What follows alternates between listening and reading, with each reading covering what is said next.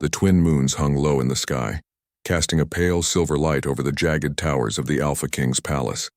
The city below shimmered with alien lights, strange vehicles gliding silently across the streets, and citizens in flowing robes moving like shadows. Among them, humans were a rare sight, small and fragile-looking compared to the towering alien figures. Yet here, in this distant world, one human had become the center of the court's attention. Alara, the human bride of the Alpha King, walked through the palace corridors with measured steps. Her heart pounded, not with fear of the court but with the memory of the battle that had left her with the scars she now tried to hide. They ran across her arms and shoulders like silver rivers, proof of her survival in a fight that had cost so many lives. On her homeworld, those scars were badges of honor. Here in the court of the Alpha King, they were a reason for mockery. The grand hall awaited her. Tall columns of black crystal rose from the polished floor, reflecting the light of the moons and the cold, calculating faces of the court. Alien nobles in robes of deep purple and gold whispered among themselves, their long, delicate fingers gesturing sharply as they looked at her. Many of them had never seen a human up close. Some stared with curiosity, others with amusement. At the center of the hall, seated on a throne that seemed carved from obsidian and fire, sat the Alpha King. His scales shimmered in the moonlight, blue and silver, each movement commanding the attention of everyone present. His eyes, sharp and calculating, rested on Alara, and a cruel smile spread across his face. "Come closer, human," he said, his voice like grinding metal. "Do not be afraid. I will not bite much." The laughter that followed echoed off the walls, sharp and cruel. Alara's hands trembled slightly as she stepped forward. Her veil, dark and flowing, hid the scars she had fought to carry with dignity. She lowered her gaze, not from fear but from careful strategy. She had learned in the brief days she had been at court that silence and observation were sometimes stronger than words. The Alpha King leaned forward, his claws tapping rhythmically on the arm of his throne. "Show us your arms," he commanded. "The court is eager to see the marks of your bravery, or are they marks of foolishness?" Alara's heart stung, but she slowly lifted her veil. The silver scars gleamed faintly in the moonlight. Gasps rippled through the court, though not all were of admiration. Some were shock, some were disgust, and some were disbelief. The king's smile grew sharper. "Ah," he said, circling her like a predator. "I see. These wounds, so delicate yet so dramatic. Do they tell stories of courage? Or stories of failure?" Alara kept her voice steady. "They are reminders," she said quietly, "that survival is not given but earned." The court murmured, some approving, some questioning. The king laughed, a sound that rattled the crystal walls. "Earned, you say? On a weak human body? You have survived. And yet here you stand, trembling before me." Alara's cheeks flushed, not with shame, but with determination. "I do not tremble from fear," she replied. "I tremble from the weight of responsibility. I know my place here, but I will not forget the value of courage no matter where I am." The Alpha King's eyes narrowed. He had never encountered a human who spoke back so calmly. Usually they cowered or fumbled their words. He leaned closer, his voice dropping to a dangerous whisper. "Interesting. Perhaps there is more fire in you than I expected, but we shall see if it burns through weakness or only burns out soon." Alara remained silent after that, letting her quiet defiance speak louder than any words could. She understood that in this world, where power was displayed through fear and dominance, her strength was in patience. After the ceremony, she was led to her chambers, a high room overlooking the palace gardens. The twin moons cast long shadows across the walls, and the soft sound of alien fountains echoed from below. Alone, Alara allowed herself a moment to breathe. Her hand traced the scars she had revealed to the court, feeling the familiar ridges of her survival. Outside, she heard whispers carried on the wind. Rumors of rebellion, hints of discontent among the alien nobles reached her ears. The court was not as unified as it seemed. The Alpha King's arrogance had alienated many, and Alara could feel the subtle currents of politics around her. In her chambers, she also found a message, discreetly placed by a sympathetic court servant. It was simple, written on a thin sheet of translucent material. "The moons watch over you. Be patient. When your veil falls, all will change." Alara studied the note carefully. The words were cryptic, yet they stirred something deep within her. Could the moons, those distant, silent watchers of the night sky, truly hold a secret power? Or was it a message of hope, meant to strengthen her in a court that mocked her? She did not know. But she did know one thing: she could not be dismissed so easily. Humanity had taught her resilience, the quiet strength to endure and to act when the moment came.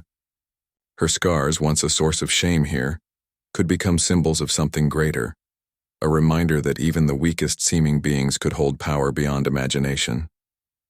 Days passed, each filled with ceremonies, lessons in alien customs, and subtle jabs from the court. The king continued to mock her in small ways, testing her patience and composure. Yet Alara learned, observed, and calculated. She noted the alliances forming in whispers, the subtle glances that revealed which nobles were dissatisfied, and the cracks in the king's armor of authority. One evening, under the soft light of the larger moon, she walked through the palace gardens. The air smelled faintly of alien blossoms, and the wind carried the distant hum of the city. She stopped by a fountain, staring at her reflection in the water. Her scars were visible, silver and proud, and for the first time since arriving, she felt the possibility of power not from fear, but from the truth of who she was. A sudden movement caught her eye. A small figure emerged from the shadows. Another human, a courier who had learned to navigate the alien world. "Alara," he whispered, "there are factions forming against the king. Some want to replace him. They do not trust him to lead. They speak of you." Alara's pulse quickened. She had not sought power. She had come as a bride, a human in a foreign court, expecting little beyond survival. Yet here was an opportunity, not for vengeance but for influence, for the chance to show that humanity could stand strong, even in the heart of an alien empire. "I will watch," she said softly. "I will wait, and when the time is right, I will act." The courier nodded and slipped away, leaving her alone under the moon's watchful gaze. Alara's fingers brushed her veil, and for the first time she wondered what the prophecy truly meant. When the veil fell, would the moons choose her as more than a bride? Could she become a force that changed the destiny of this alien world? As she returned to her chambers, the palace seemed different. No longer only a place of mockery, it was now a stage. Each whispered word, each cautious glance, each ceremonial gesture could become a tool. Alara felt the stirrings of strategy, of patience, of quiet rebellion, not against the people, but against the arrogance that underestimated her. And somewhere deep in the palace, the Alpha King watched from his throne, unaware that his mockery had planted the seeds of a challenge he could never have predicted. The twin moons rose higher, their light spilling across the palace. A prophecy lingered in the air, quiet but certain. When her veil fell, the world would see the strength of a human. And perhaps, just perhaps, the moons themselves would choose her. Alara held her veil close, her heart steady, her mind sharp. She had endured mockery, witnessed scorn, and survived a court that sought to humiliate her. She was not broken. She was not afraid. And soon the tides of power would shift, not with violence, but with courage, with truth, and with the silent strength of a human who refused to be ignored. For now, she waited. The court thought her small, her body weak, her presence insignificant. But Alara knew that in patience and observation, and in the quiet assertion of strength, humans could change the fate of worlds. And when the veil fell, everything would change. The night of the grand festival arrived, and the palace was alive with energy. The twin moons hung in the sky, their silver light spilling across the marble floors and crystal walls of the great hall. Nobles from all over the kingdom gathered, their robes shimmering in the moonlight, jewels glinting with every movement. Music from alien instruments filled the air, creating a melody both strange and beautiful. Alara stood at the edge of the hall, her veil drawn tightly over her face. She felt the weight of every gaze upon her, curious, mocking, uncertain. The Alpha King sat on his throne, a smirk playing across his face as he watched her. Tonight he intended to humiliate her publicly, to prove to the court that humans were fragile, weak, and unworthy of respect. But Alara was not afraid. Her heart was steady, her mind sharp. Every moment she had spent in the court had prepared her for this. She understood the currents of power, the hidden alliances, and the subtle signs of weakness. She knew that strength was not measured by size or weapon, but by courage, intelligence, and patience. "Bring forth the bride," the king commanded. His voice echoed through the hall, cold and authoritative. The court hushed instantly. Alara stepped forward, each step measured and deliberate. The eyes of nobles, soldiers, and servants alike followed her. She could feel the whispers ripple through the crowd, some skeptical, some admiring, and some fearful of the unknown. The king's claws extended, tapping the arm of his throne. "Remove the veil," he ordered. "Let the court see the human's face in the light of the moons." Alara's hands rested on the veil.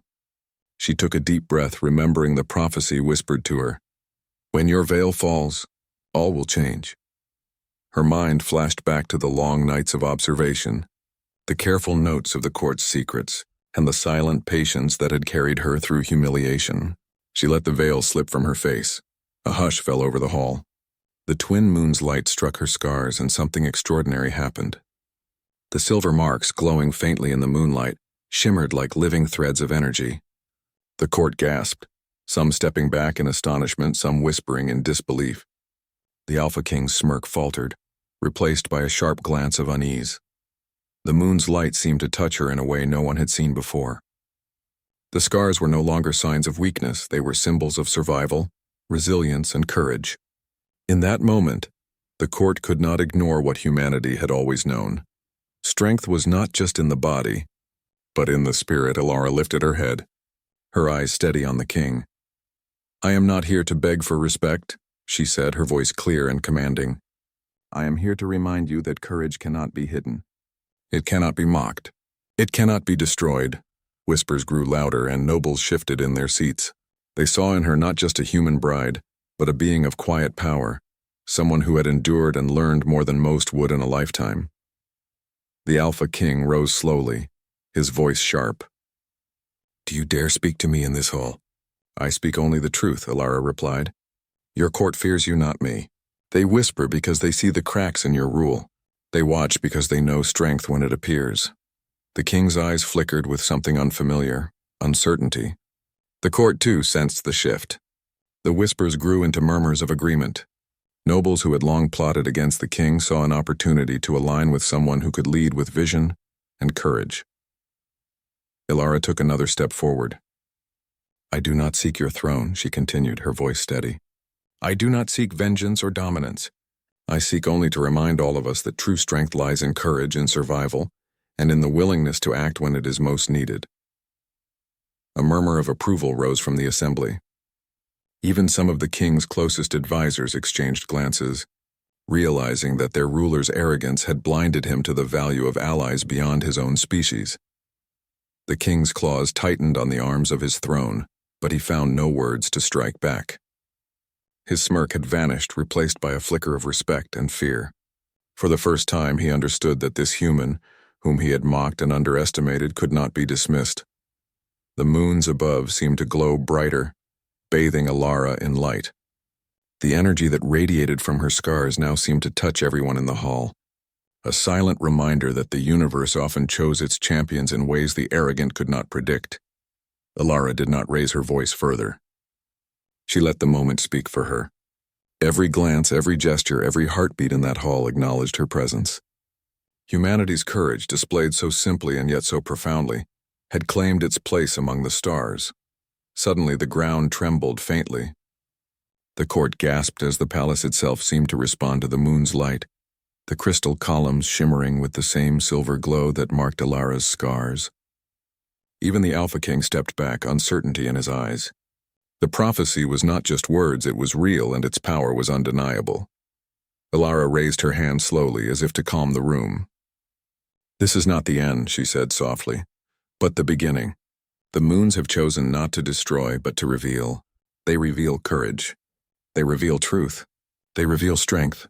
The king's voice broke the silence at last. "You are unlike any human I have ever known," he said, his tone subdued, almost reverent. "Perhaps I misjudged you." Alara nodded, but she did not seek his praise. "Do not misjudge yourself," she replied. "Even the strongest can learn, if they choose to see beyond fear and arrogance." The nobles began to rise from their seats one by one, acknowledging her wisdom and courage. Alliances shifted quietly, whispers turning into open support.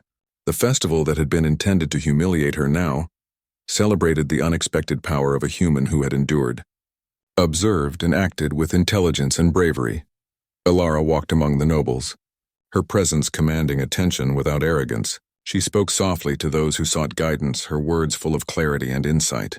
They listened, captivated not just by her survival, but by her understanding, her strategy, and her ability to inspire confidence in even the most uncertain hearts. The Alpha King watched, his pride tempered by a new understanding. He had ruled with strength, yes, but he had underestimated the power of courage, the quiet force that could shift a kingdom without a single weapon drawn. Ilara had shown him that humanity's resilience was a force not to be mocked or ignored. As the night continued, the moons rose higher, their twin lights bathing the palace in silver.